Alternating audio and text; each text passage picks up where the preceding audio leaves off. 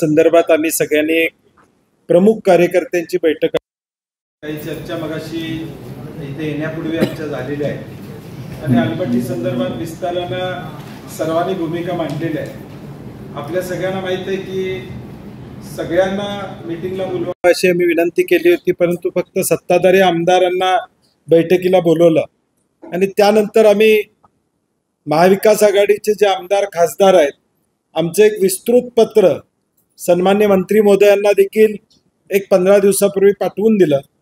कारण की जी बैठक कोल्हापूरमध्ये झाली त्या बैठकीला देखील आम्हाला बोलवलं नव्हतं। बोलवणं ना बोलवणं आमच्यासाठी महत्त्वाचा विषय नाही, मुद्दे त्यांच्यापर्यंत पोहोचायचा हा उद्देश आहे। मुद्दे मांडले होते। दिल्लीच्या बैठकीचं काय झालं आम्हाला सांगण्यात येते की दिल्लीमध्ये 3 राज्यांची बैठक होणार आहे आणि त्या बैठकीचं काय झालं।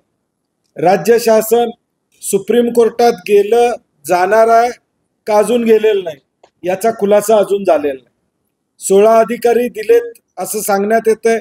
त्यांचं दररोजचं रिपोर्टिंग काय आहे, त्याचा परिणाम त्या ठिकाणी काय होतं याची माहिती कुठं आम्हाला संघर्ष समितीला प्रामुख्याने त्या ठिकाणी मिळत नाही।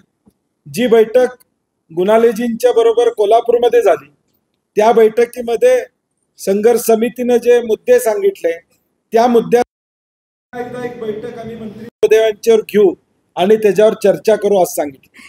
आता उल्हास पाटलांनी एक पत्र दाखवलं। तक्रार केल्यानंतर 6 तारखेला जूनच्या खात्याने एक पत्र काढलं आणि इप्परगीच्या दरवाजे उघडण्यासंदर्भातल्या सूचना दिल्या। म्हणजे ज्याचा उल्लेख विक्रांत पाटलांनी केला, पगार आम्ही घेत नाही, खरं काम मात्र आम्ही करायला लागले अशी परिस्थिती। मग अधिकारी नेमकं करतायत काय? त्यांची जबाबदारी आहे रेग्युलर या सगळ्या गोष्टी करणं, त्या होताना त्या ठिकाणी दिसत नाहीत ही परिस्थिती आहे। वडनेरे कमिटीचा अहवाल स्वीकारला का नाही स्वीकारला याचं अजून उत्तर आम्हाला मिळालेलं नाही। 3200 कोटीचं DPR केला, त्याचं एक प्रेझेंटेशन कोल्हापूर कलेक्टर ऑफिसमध्ये झालं। त्याचा नेमका फायदा या महापुरात थांबवण्यासाठी कसा होणार आहे याचं कुठलंही प्रेझेंटेशन आजपर्यंत त्या ठिकाणी केलेलं नाही, ज्याचा उल्लेख राजू शेट्टींनी केला।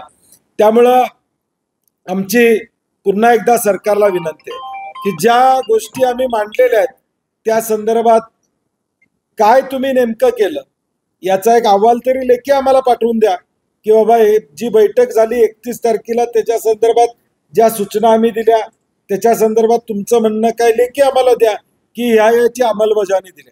आता या जिल्ह्यात 2-3 जिल्ह्यातले विद्यमान आमदार विद्यमान खासदार पत्र पाठवतात, त्या पत्राचं उत्तर सुद्धा आम्हाला या ठिकाणी येत नाही। म्हणजे एक प्रथा असते, प्रोटोकॉल असतो, किमान त्या पत्राला उत्तर दिलं पाहिजे की बाबा या संदर्भातल्या या गोष्टी घडलेल्या आहेत। म्हणजे शासनाची भूमिका ही अलमट्टीच्या संदर्भात संशयास्पद आहे असं आमचं मत आहे। त्यामुळे आम्ही सांगली कार्यालयावर पुढच्या एक 8-10 दिवसामध्ये तारीख ठरवू आणि त्या तारखेला सांगली कार्यालयावर मोर्चा घेऊन जाऊ। तोपर्यंत शासनानं एक 10-12 दिवसामध्ये नेमकं काय झालंय कुठपर्यंत आले परिस्थिती, नाहीतर ज्याचा उल्लेख उल्हास पाटलांनी केला 2-3 दिवसातच पाणी चढणार आहे। म्हणजे एकदम पाणी चढायला लागले की मग बोलण्यात काय अर्थ असणार आणि म्हणून ताबडतोब त्या संदर्भात योग्य ती कारवाई करावी अशी आमची अपेक्षा आहे। दुसरा मुद्दा शक्तीपीठचा, आम्ही काल एक VC 12 जिल्ह्याची घेतली आणि त्या 12 जिल्ह्यांमध्ये असं ठरलं की 1 तारखेला रस्ता रोको, नॅशनल हायवे रस्ता रोको करायचा निर्णय घेतला।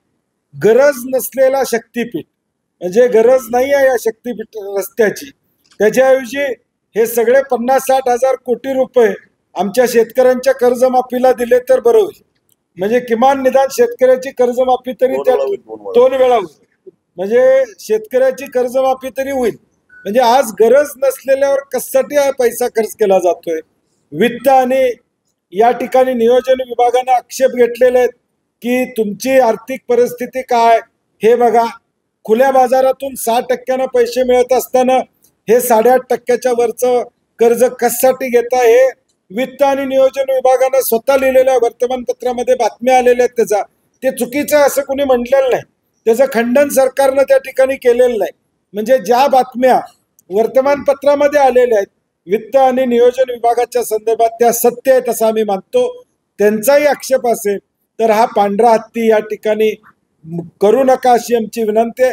आणि म्हणून 1 तारखेला आम्ही सगळ्या मंडळींनी या ठिकाणी, राजू शेट्टी असतील, आम्ही असो, VP साहेब असतील, विजयराव आहेत, सगळ्याच पक्षांनी आम्ही 1 तारखेला शिरोली येथे सकाळी 10 वाजता रस्ता रोको करायचा निर्णय 1 तारखेला कोल्हापूरचा घेतलेला आहे. सांगलीतले लोक सांगलीचा निर्णय सांगलीमध्ये या ठिकाणी घेतील. आज ज्याचा उल्लेख केला की धाराशिवला काल पोलीस बळाचा वापर त्या ठिकाणी मोजणीसाठी केला जातो. कोल्हापूर मधली लाईन बदलणार आणि संकेश्वर मार्गे जाणार अशी चर्चा आम्हाला ऐकायला मिळते. परंतु हा प्रोजेक्ट महाराष्ट्राचा आहे, नॅशनल हायवे नाही. त्यामुळे कर्नाटक गव्हर्नमेंट त्यामध्ये सहभागी कसं होणार आहे आम्हाला कळालेलं नाही. त्यामुळं कोल्हापूरची दिशाभूल होणार आहे. पहिले 3 टप्पे पूर्ण झाले की मग कोल्हापूरला हात घाला, इथं जरा जास्त विरोध आहे. शेवटच्या टप्प्यात कोल्हापूरमध्ये घुसे अशी भूमिका शासनाची दिसते. आणि म्हणून पहिल्यापासूनच आमची काल परभणी सगळ्यांची चर्चा झाली. ताकदीनं गरज नसलेल्या शक्तीपीठच्या विरोधात आमची भूमिका ठाम राहील. शासनानं पोलीस बळाचा वापर करू नये, नाहीतर जशास तसं उत्तर देण्याची शेतकऱ्यांची भूमिका राहील. लातूर काही जिल्ह्यामध्ये जमावबंदी लागू केल्यामुळे जमावबंदी कशासाठी?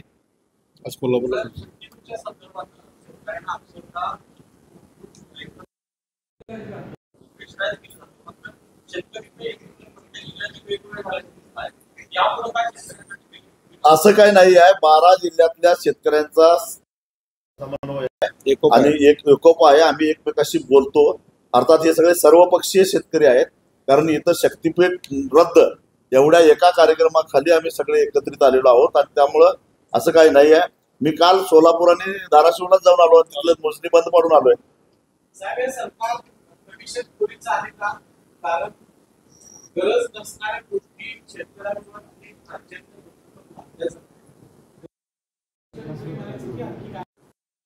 प्रायोरिटी सरकारची बघितली तर कामं काढणे हीच प्रायोरिटी या ठिकाणी. एवढं असू शकते की सुप्रीम कोर्ट सांगते की निविदा रद्द करा.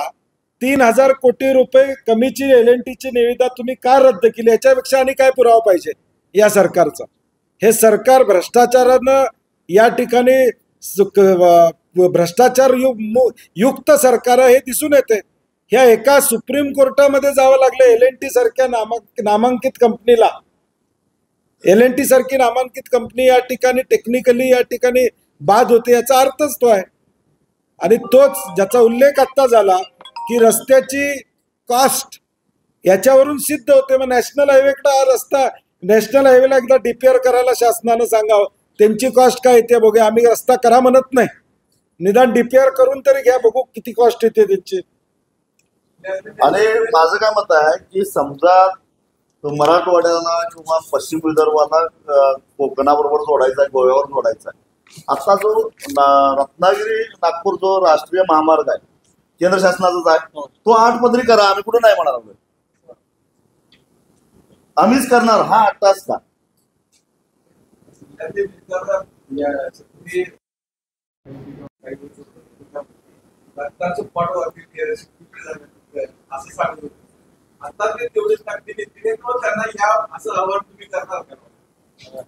नाही, जी भूमिका त्यांनी निवडणुकीच्या आधी मांडली होती ती आता सुद्धा मांडावी अशी आमची विनंती आहे. आणि ते शब्दाला जातील असं मला वाटतं.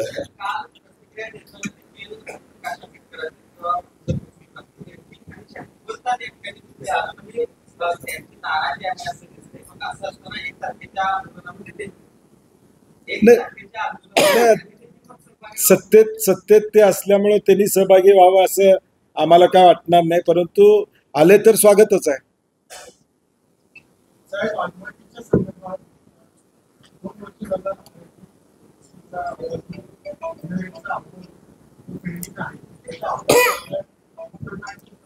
नाही, आम्ही ते पत्रात आम्ही तेच सांगितले की या अहवालाचं काय झालं त्याचं आम्हाला उत्तर नाही. म्हणून आम्ही जे विस्तृत पत्र लिहिलंय त्या पत्राचं काही उत्तर नाही. 20 तारखेच्या बैठकीमध्ये या मंडळींनी मंत्रालयात मुद्दे मांडले, त्याचं उत्तर नाही. 31 तारखेला नंतर बैठक झाली, इथं गुन्हालेजी आले, त्याचं उत्तर नाही. आम्ही आमदार खासदारांनी एक पत्र लिहिलं, त्याचं उत्तर त्या ठिकाणी नाही आहे. त्यामुळे सरकार या आलमट्टीच्या विषयात पूर्णपणे नॉन सिरियस आहे असं माझं मत आहे.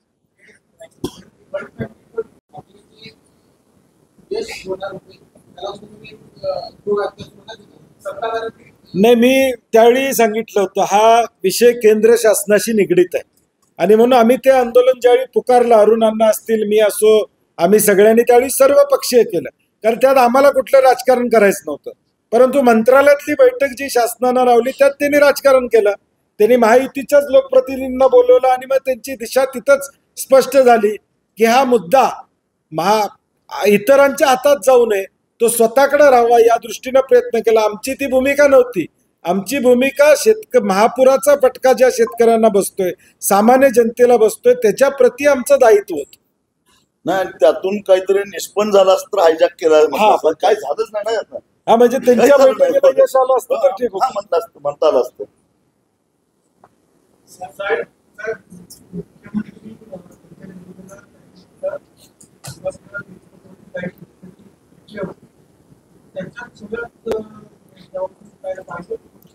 नाही, मी जाहीरपणे सांगितलं होतं, सन्मान्य मुख्यमंत्री महोदयांनी विधान परिषदमध्ये देखील मला उत्तर देताना विधान केलं. मी त्यांना जाहीरपणे सांगितलं ती 1000ची यादी आम्हाला द्या. काय पब्लिक डॉमेन आहे, पब्लिक डॉक्युमेंट आहे तो. विधान परिषदमध्ये ज्यावेळी बोललं जातं त्यावेळी तो पब्लिक डॉक्युमेंट होतो, तो आम्हाला द्या. आम्हालाही कळू द्या 1000 शेतकरी कोण आहेत हे शक्तीपीठ मान्य करणारे, आम्हालाही नावं कळतील. कारण की ज्या हरकती आल्या या शक्तीपीठावर, जो प्रोग्राम त्या ठिकाणी लावला होता, मग 2-4 हजार हरकती शेतकऱ्यांनी दिल्या, ते कोण होते? या 12 जिल्ह्यातल्या शेतकऱ्यांनी परत आणि डबल हरकती आम्ही त्या ठिकाणी दिल्या. अजूनही वेळ गेलेला नाही, त्यांनी ती यादी प्रसिद्ध करावी.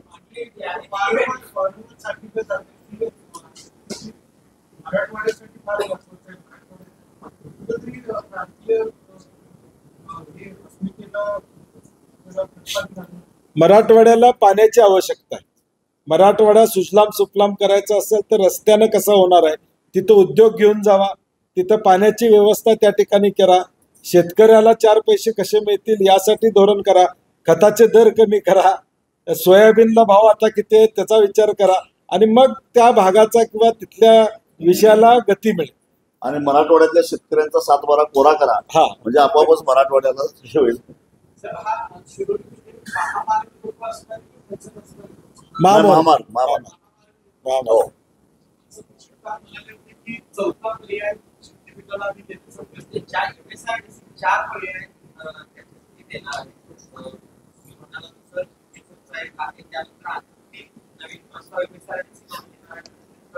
मुळात तो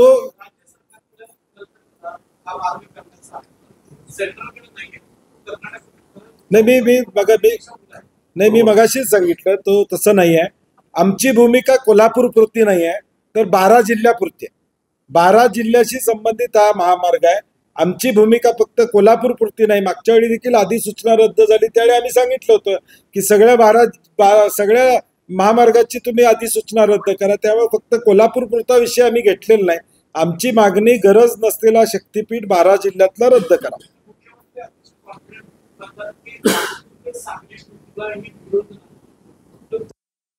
मला वाटते तुमच्या सगळ्या चॅनेल्सवर, सगळ्या वर्तमानपत्रावर कालपासून जे व्हिडिओज येत आहेत, ज्या सगळ्या 12 जिल्ह्यातल्याच आहेत.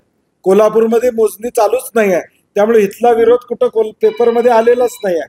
परंतु ज्या जिल्ह्यात आता धाराशिवला राजू शेट्टी गेले तिथं मोजणी चालूच होती, 4 दिवसासाठी थांबवली. म्हणजे कायदा सुव्यवस्थेचा प्रश्न निर्माण झाला म्हणूनच थांबावं लागलं. एवढा बंदोबस्त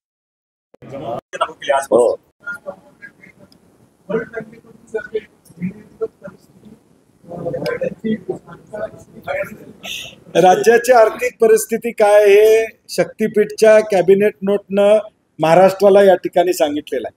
9,32,000 कोटीचं कर्ज आता पुढं काय होणार आहे? आणि मी आकडेवारी घेऊन सांगतो की 18% कर्ज सरकारनं मर्यादा, 25% कर्ज घ्यायची मर्यादा सरकारकडे आहे. त्यातलं 18% पार केलेलं आहे. आता हे 2-4 प्रोजेक्टमध्ये आम्ही 25%वर येऊ. म्हणजे पुढच्या काळात कर्ज काढण्याची पत सुद्धा सरकारची राहील का, इथपर्यंत आता सरकारची अवस्था वाईट झालेली आहे.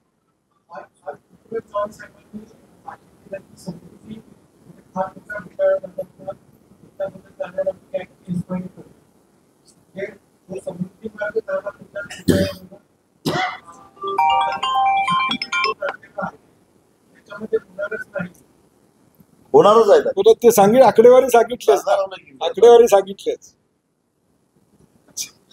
थँक्यू. अशाच नवनवीन अपडेट्ससाठी डिजिटल कोल्हापूर चॅनेलला सबस्क्राईब करायला विसरू नका.